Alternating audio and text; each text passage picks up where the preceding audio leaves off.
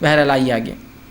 اسی طرح جو ہے نبی اکرم صلی اللہ علیہ وسلم نے ایک مرتبہ دیکھا کہ جو ہے آپ نے فرمایا آپ ایک جگہ سے گزرنے لگے اور وہاں سے جب آپ گزرے تو ایک چوٹیوں کا بل تھا. چوٹیاں ہوتی نا وہ اونچے زمین میں بل بناتی, چوٹیوں کا بل تھا جو جلایا ہوا تھا.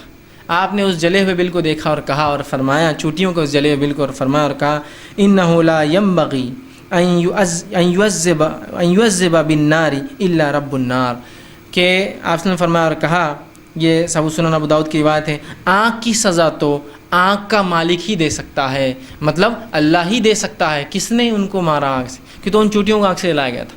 ایک صحیح مسلم کی روایت اس میں آپ نے فرمایا ایک اللہ کے نبی تھے, وہ جانے لگے ایک جگہ لیٹے, ایک چوٹی نے کاٹ لیا. جب آپ نے دیکھا ایک چوٹیوں کا گھونسلہ تھا, آپ نے اپنے ماننے والوں سے کہا اس کو جلا دو. اللہ نے فوراً اس نبی پر وحی نازل کی اور وحی نازل کر کے فرمایا کہ تم کون ہوتے ہو ان چوٹیوں کو مارنے والے, اس لیے کہ آنکھ کی سزا تو صرف آنکھ کا مالک دے سکتا ہے. تو کسی بھی جانور یا انسان کو جلایا نہیں جا سکتا اسلام میں اندر کی, اس لیے کہ آنکھ کا پیدا کرنے والا اللہ ہے اور آنکھ جہنم کا عذاب ہے. جہنم کا عذاب صرف جہنم کا بنانے والا دے سکتا ہے, ہم آپ ایک دوسرے کو نہیں دے سکتے اندر. تو کبھی کسی جانور کو جلانے کی کوشش مت کی. چوٹیاں زیادہ ہو کے لوگ جلاتے نہیں, چوٹیوں کے تو لوگ خاص حدیث ہے, مت جلاؤ ان کو, اس لیے کہ آنکھ کا عذاب صرف آنکھ کا مالک دے سکتا ہے. تو آپ گزرے, آپ نے دیکھا ایک بل تھا, چوٹیاں جلائی بھی تھی, آپ نے کہا آنکھ کے عذاب کا دینے کا صرف مستحق آنکھ کا رب ہے, اللہ ہے, باقی لوگ نہیں دے سکتے.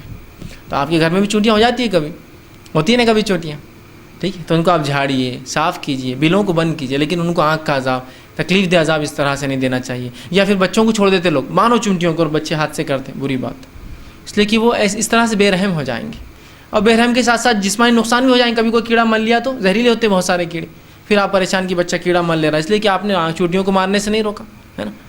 تو بہت عجیب بات ہے, تو ایسا نہیں کرنا چاہیے, ان کا اچھا سلوک کرنا چاہیے, یاد رکھیں, چونکہ وہ بھی اللہ کی ایک مخلوق ہے, یاد رکھیے.